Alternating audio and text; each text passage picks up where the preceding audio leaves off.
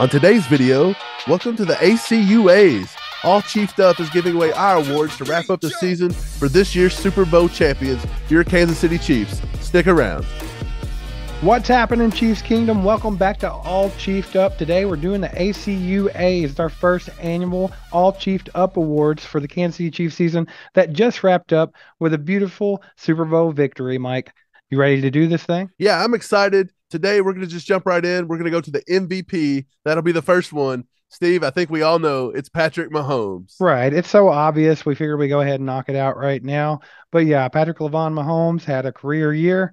It was absolutely incredible, and it ended with him getting his second Super Bowl MVP, his second season MVP, and his second Lombardi. So can't say enough about this guy. Has to be Patrick Mahomes. So let's just go ahead and move on to the next. Offensive Player of the Year. We're going to give it to none other than Patrick Mahomes' favorite receiver. That's going to be Travis Kelce, Steve. Travis Kelce will take the Offensive Player of the Year award from All Chiefed Up.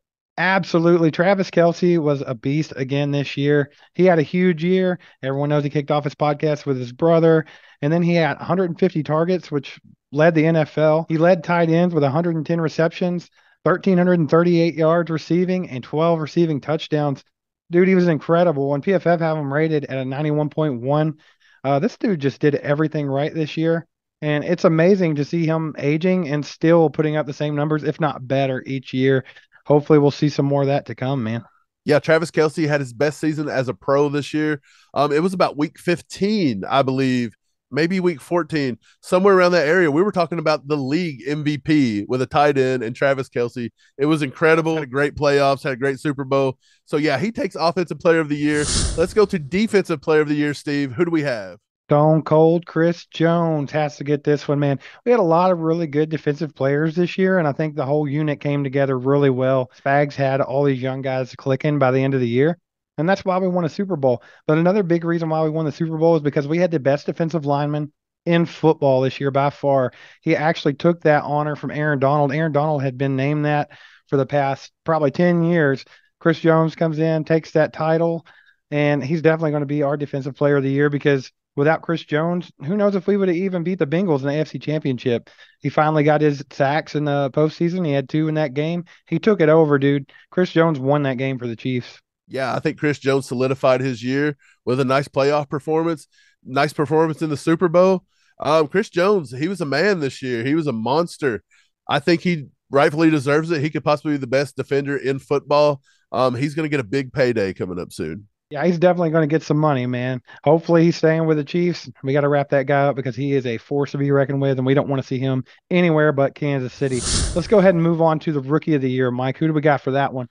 We have none other than Little Poppy, Isaiah Pacheco, baby. The rightful number 10 that he snagged from Tyreek on his way out the door.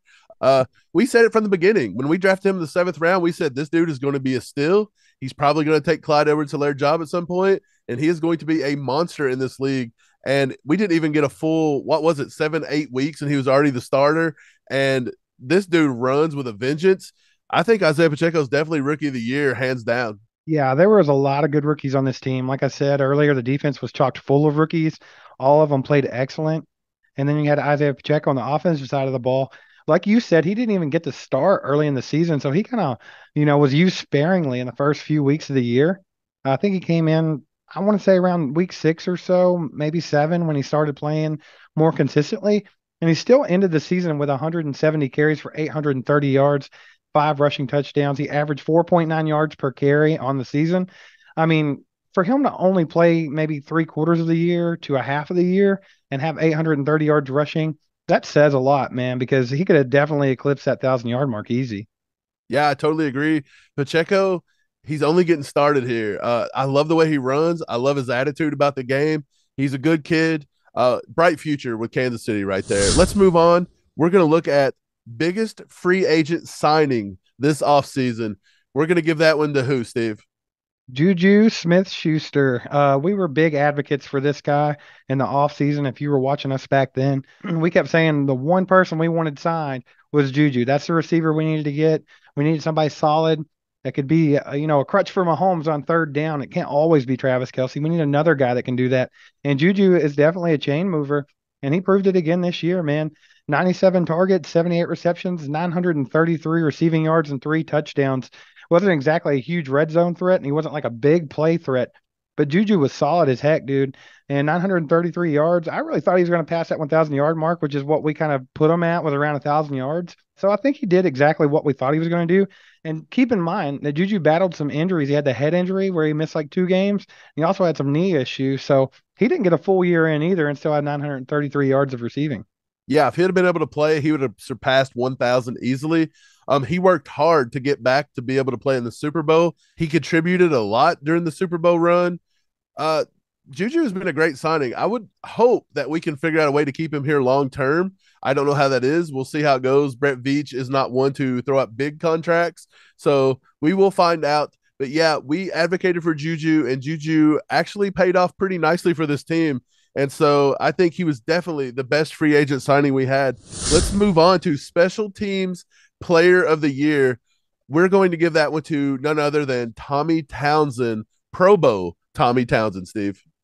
Yeah, I mean, Tommy Townsend was just solid all year long. Butker, he was clutch when we needed him to be clutch, but he did have a rough season with that ankle injury in week 1 and trying to recover from that. And he's trying to change his approach to kicking and things like that, because of that bad ankle. So he was kind of off and on, off and on.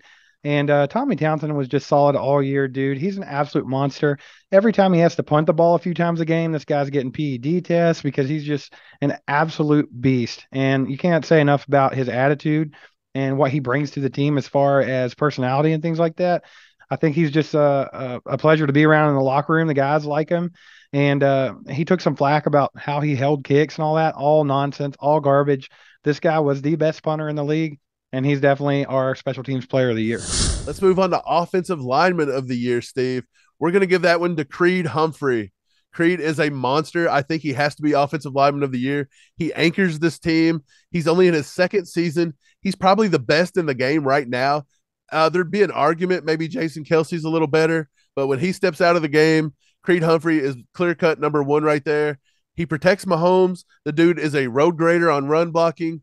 He can protect, pass protect. He can get out and pull when he needs to. He can get to the second and the third level. I think Creed Humphrey is possibly one of the best offensive linemen in all of football, and he gets our offensive lineman of the year. This could have went to a couple of different guys. I mean, Trey Smith had a ridiculous year. Started off a little slow, but people enjoyed watching him pancake people all year long. He just plays with that crazy attitude. And then you got Joe Tooney at the other side at guard, and he kind of is the glue of this whole offensive line. Like when Tooney's not there, it's not exactly the same as it is.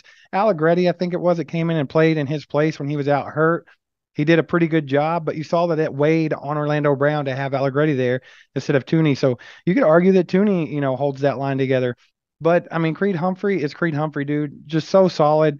And like you said, uh, right there with Jason Kelsey as the best center in the league. And I mean, if you put age into the mix, he's the best. So let's move on. Most improved player of the year. We're going to give that one to none other than running back Jerick McKinnon. Steve, I think you agree with this one. Yeah, it's hard to argue with that, man. Jet McKinnon had a heck of a year. He went off there for like weeks straight getting touchdowns. He was a force in the receiving game.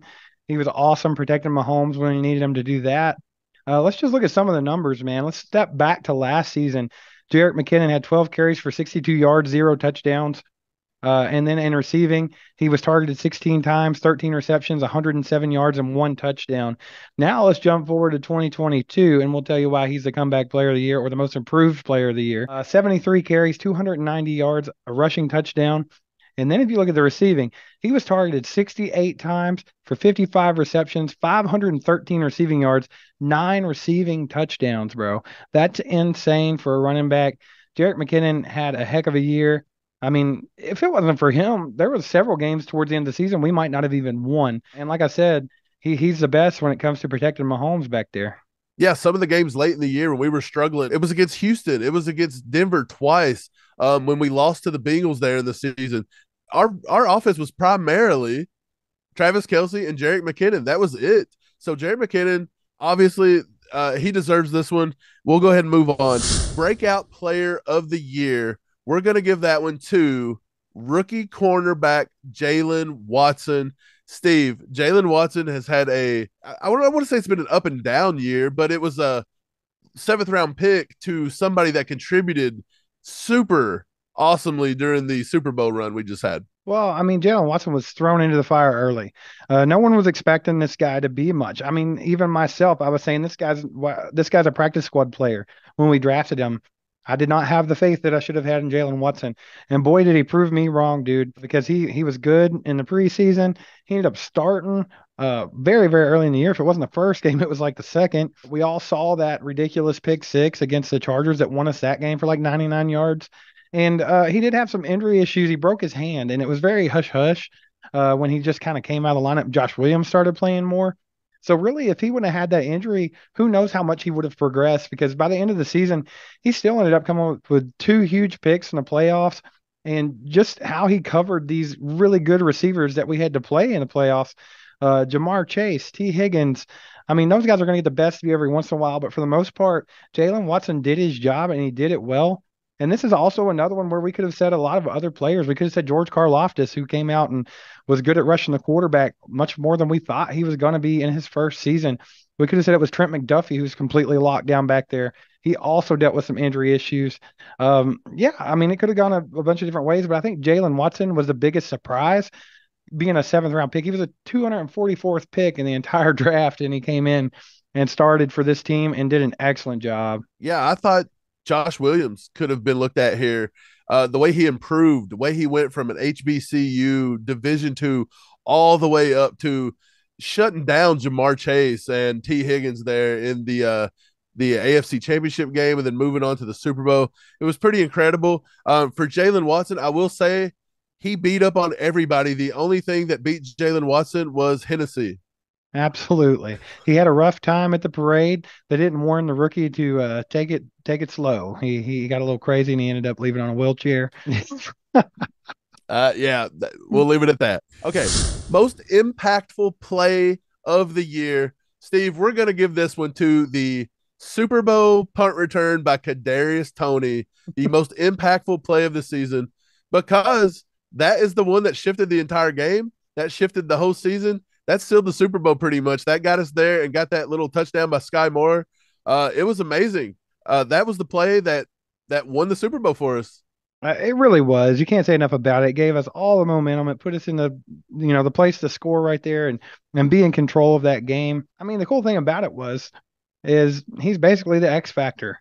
He looked just like Dante Hall out there. Obviously not physically, but just the way he, cut back and then came around and I mean, just executed it perfectly. And he's so fast and so talented, dude.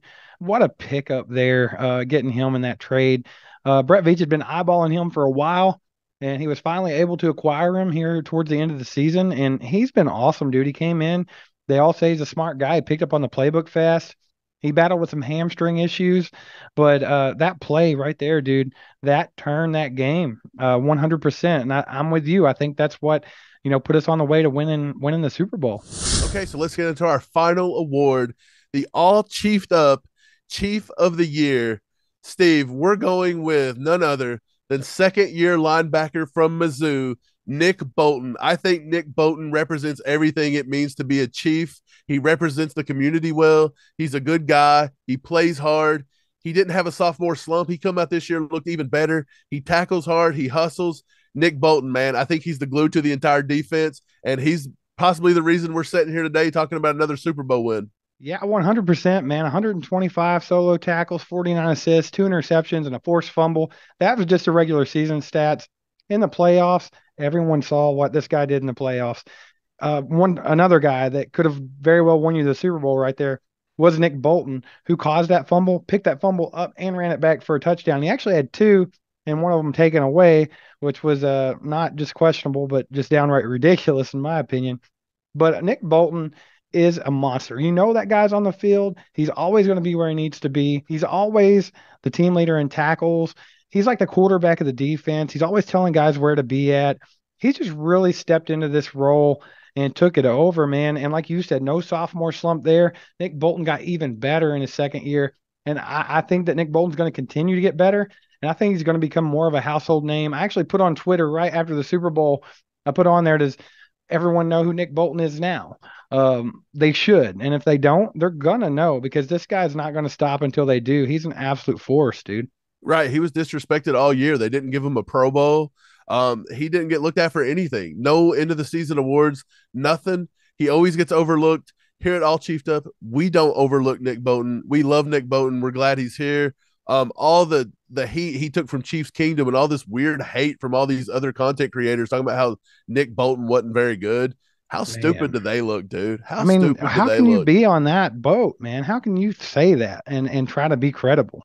Like you just look stupid, in my opinion. Nick Bolton is awesome. We were actually going to do like a clutch play of the year, and we talked about Harrison Butker being super clutch with the field goal in the AFC Championship game and the Super Bowl. But really, I mean, Nick Bolton could have took this one as well with that fumble recovery and touchdown there, that scoop, dude, because he caused the fumble as well, getting ready to tackle Jalen Hurts, and Jalen Hurts tried to switch the ball to the other hand. So, I mean, that was clutch. If it wasn't for us scoring 7 points on the defense there, we probably wouldn't have won the Super Bowl. So, Nick Bolton is definitely going to be all chiefed up, chief of the year. He deserves it. And that's going to wrap up the first ever All Chiefed Up Awards, ACUAs. It was fun, man. It was a good year, and it's nice going into the offseason, being the world champions. That Super Bowl was amazing, and there were some game changers in that Super Bowl. So check out our boys over at RGR in this video right here, where they talk about game changers. They did some film room on the defense in Super Bowl 57. Check it out. Get in the comments, hit that like button, hit the subscribe button, and hit the bell. And we'll be back Wednesday with more on your Super Bowl champion, Kansas City Chiefs. Chiefs.